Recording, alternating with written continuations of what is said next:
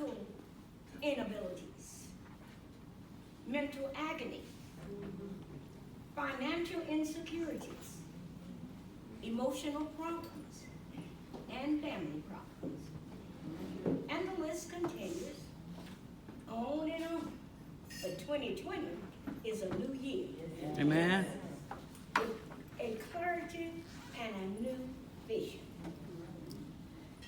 Why don't we look like what we've been through? Because God restores.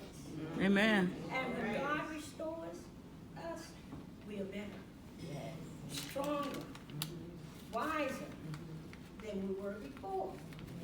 Much stronger. Joel 2:25 tells us, and I will restore unto you the yields that the locust has eaten, and the cankerworms, and the caterpillars, and the palmer worms, my great army, which I sent among you. Women, we are that army. Yes, yes. It is up to us to help heal this hurting world. A year of clarity, a year of vision, but the same God. We clarify this with God's word. Hebrews 13:8 tells us that Jesus Christ is the same yesterday and today and forevermore. In Matthew 28:19, his words tells us, go ye therefore, teach all nations, baptizing them in the name of the Father, and in the Son, and the Holy Spirit. This is the Great Commission he gave to his original disciples. What are we? His disciples. Yes, God is the same today as he was when he spoke this world into existence, created man, and made woman from his rib. He is the same God who made the covenant with Abraham. We are living today because we are part of that covenant. He told Abraham that he would make him the fathers of many nations, and that his descendant would be too numerous to count. He is the same God who woke us up every day in 2019 and all those years before. He is the same God who allowed us to be part of this 21st century, wonderful century of technology. We are part of that century. By the grace and mercy of God, we are here on this 18th day of a brand new year. Look at the person beside you and say, I'm so glad I'm here. I'm so glad I'm here. In Jesus' name. In Jesus' name. Oh, what joy we have. Yes. This time, another year we might be gone. But I'm so glad we're here today. Yes. What will we do with this great blessing? In Romans 12:1-2, Paul urges us to present our bodies as living sacrifice, holy and pleasing to God. No, we don't have to change our bodies or the way we look or go out and get plastic surgery. Just renew our faith and ask God to create in us a clean heart and a right spirit. Yes. A clean heart and a right spirit. This simply means that we are in this world, but those things of the world which are not pleasing to God, we must rise above them. We must live above those things. How do we do this? By walking with God daily, praying, and seeking his will for our lives. He has a will for our life. In order to be in the world and not be a part of the sins of the world, we must first renew this mind. The The renewing of the mind, as I said a minute ago, begins in the heart first, and then the renewing of our spirit. A clean heart and a renewed spirit will create in us great joy.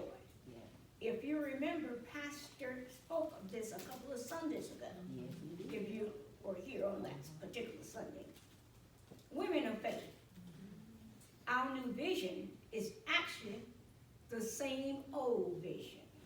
Service and leading sinners to God. Pray to God so that he might show us the best way to perfect this vision. When God saved us, he gave us a job to do.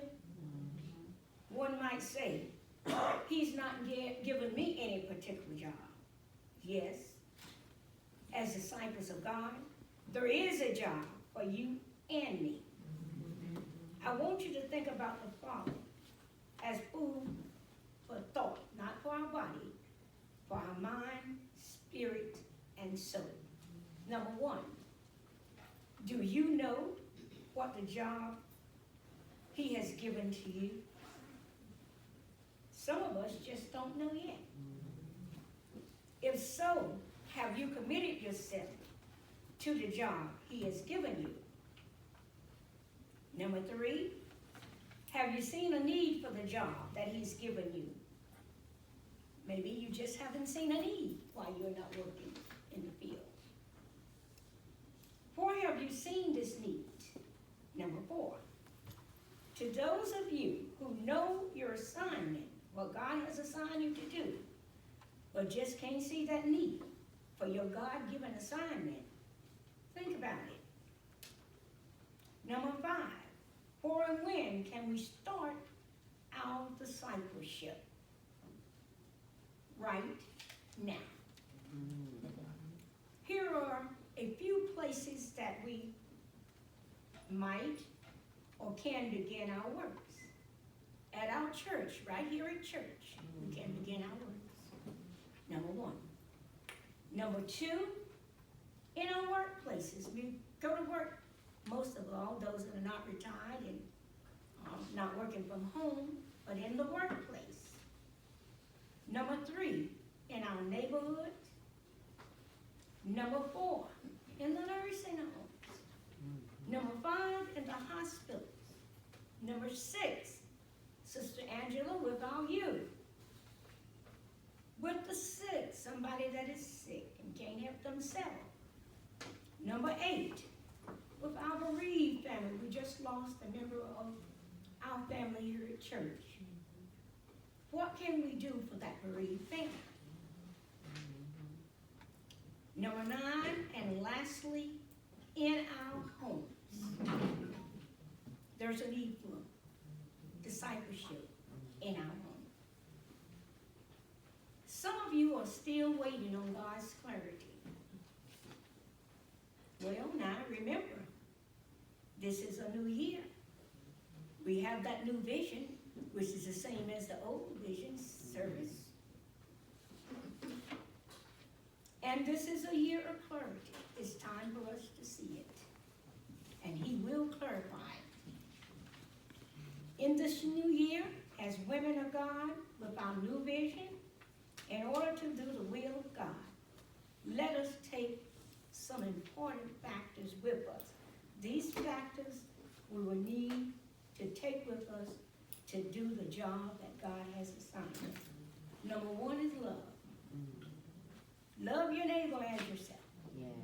And if you love your neighbor as yourself, you're not going to go wrong, because you're not going to do anything to harm yourself if you are in your right mind. Amen. Hope, faith, keep faith alive, grace, and mercy.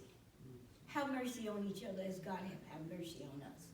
And what is mercy?